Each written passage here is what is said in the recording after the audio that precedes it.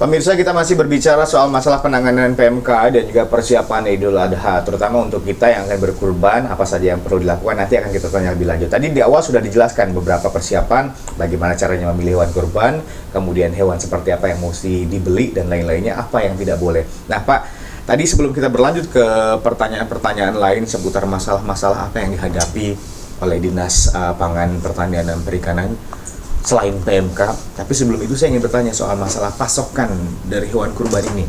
Itu kebanyakan dari daerah mana? Dan apakah punya tenggat waktu kapan boleh masuk, kapan tidak? Kalau sekarang kan kita sudah benar-benar dekat dengan Idul Adha. Apakah sekarang masih boleh ada hewan kurban yang masuk ke kita? Baiklah, terima kasih. Memang sebelum adanya PMK yang sudah mewabah, intinya dari 14 kabupaten provinsi tersebut, ya memang untuk Kalbar itu dalam 1 bulan bisa kedatangan sapi itu bisa sampai 2.000 sampai 3.000 ekor per bulan. 2.000? Iya. Ya. Sampai 3.000-an ekor? Itu bisa. Bisa per bulan, bisa sampai seperti itu. Itu baik bakalan maupun yang siap dipotong, ya itu siap potong. Itu bisa sampai itu. Karena kita pemotongan Kalbar itu 1 bulan kurang lebih kan ada sampai sekitar 600-an ekor per bulan, ya. 600-an ekor. Iya, 1 bulan untuk Pontianak aja, ya. Untuk Pontianak 1 malamnya sekitar 16 kali kan 30 hari kan sudah berapa itu, udah hampir 500-an ekor per malam. Tinggi gitu. juga konsumsi daging. Ya, gitu luar biasa. Belum kabupaten lainnya, ya, belum kabupaten. Itu makanya. Jadi tapi setelah adanya momentum lockdown dari Jawa Timur bahwa tutup semuanya, dan dari tanggal 24 Februari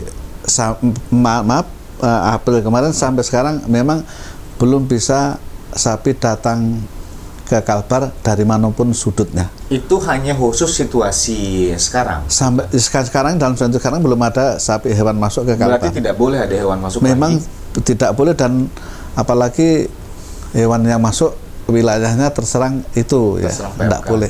Sedangkan antar kabupaten aja secara kedinasan peraturan sama-sama jalur merah juga tidak boleh terdistribusi. Satu daerah? Iya, satu daerah, walaupun karena di situ kan bukan per kecamatan tapi wilayah. Ini yang menjadikan kadang petani agak rugi. Tapi setelah kita lihat ya aturannya itu kita telah semua, ya memang ada baiknya karena ambilannya itu daerah. Dan kita sekarang mempertahankan yang ada di Kota Pontianak ini tetap kita adakan, ya kita siapkan dengan kekuatan yang ada, kurang lebih sampai hari ini itu yang sudah terdata siap untuk korban di Kota Pontianak kurang lebih sekitar 654 ekor. Itu angka kematiannya? Bukan, yang siap untuk dikorban. Tapi kematiannya memang kecil sekali, hanya sekitar selama kurang lebih ada sekitar 58 hari itu kan yang mati itu baru yang mati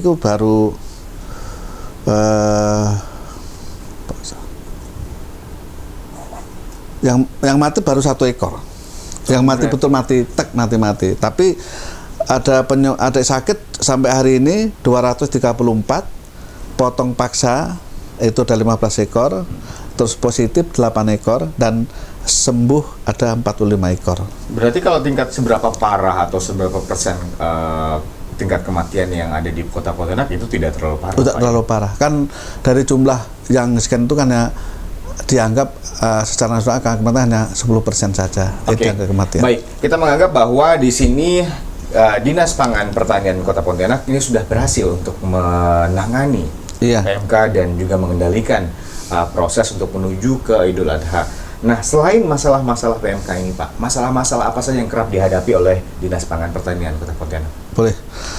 Jadi Dinas P3 kita, Dinas Pangan Pertanian dan Perikanan Kehutanan itu ada 4 bidang. Itu ada bidang pertanian, bidang pangan, bidang perikanan, dan bidang ternak. Itu ada 4 bidang ini selalu memang asumsinya harus bekerja dengan koridor yang disampaikan. Contohnya bidang pangan itu harus stok pangan harus cukup, aman tidak aman dan tidaknya itu harus data tiap hari langsung koneknya ke Menteri Dalam Negeri, ke Badan Pangan Nasional dan sebagainya. Dari harga apa-apa di kita langsung tiap jam 4 sore harus koneknya ke negeri itu harus ready itu. Terus di bidang pertanian, stok sayuran Kota Pontianak bagaimana itu.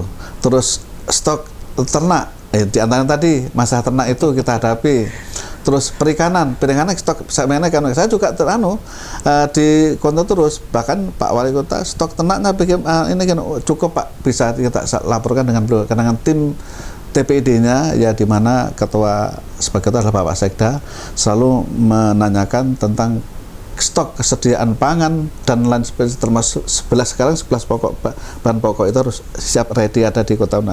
Yang mengalami sering permasalahan pertama adalah adanya sering kenaikan ada 2 hal saja, yaitu tentang cabai dan juga di situ ada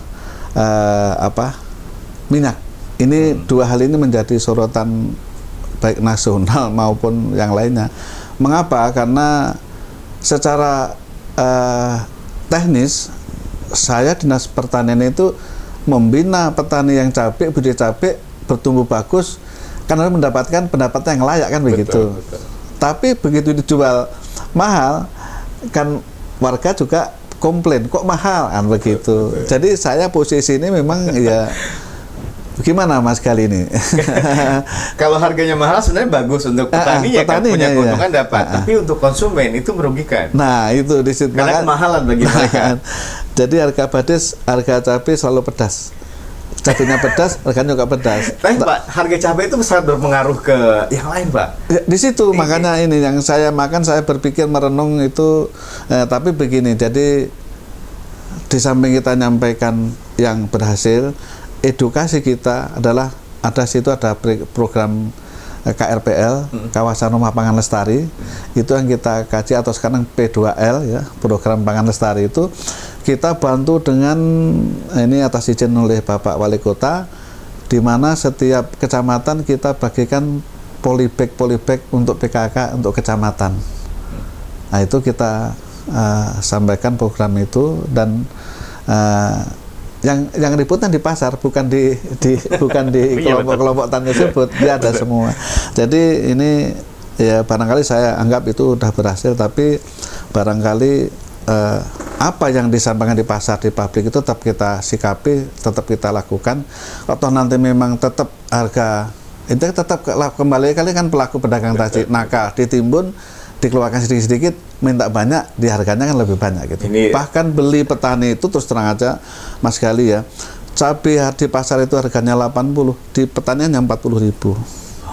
40.000 asli ini ya. Ini yang saya lakukan, ada foto-foto saya semua, tanaman cabai saya juga ada, saya panen cabai juga ada semua, nanti saya sharekan. Inilah yang saya lakukan itu. Makanya saya dari petani juga bisa kepala dinas. Nah ini yang saya katakan, ini saya ceritakan, nanti ada foto-foto dengan saya semua. Saya lakukan seperti itu adalah bagaimana saat saya menjadi petani dengan harga yang dibeli oleh tengkulak, dan bagaimana saat saya jadi kepala dinas saya bisa memberikan ini kurang baik, kan begitu. Oke, terima kasih Pak Bintoro.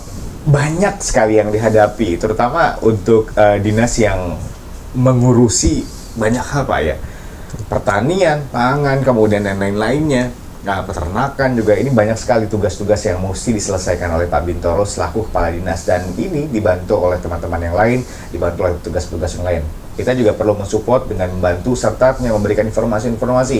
Kalau informasi yang salah silahkan diadukan ya, silahkan disampaikan, keluhan-keluhan apapun nanti bisa disampaikan langsung kepada Pak Bintoro, karena beliau sebenarnya sangat aktif untuk terjun langsung ke masyarakat, bahkan menjadi pelaku, menjadi bertani juga, bisa mengetahui berapa harga pasar, harga yang dibeli dari petani, kemudian berapa yang dijual kepada konsumen. Jangan kemana-mana, kita akan bahas kembali lagi nanti di segmen terakhir di Gali Talk Show.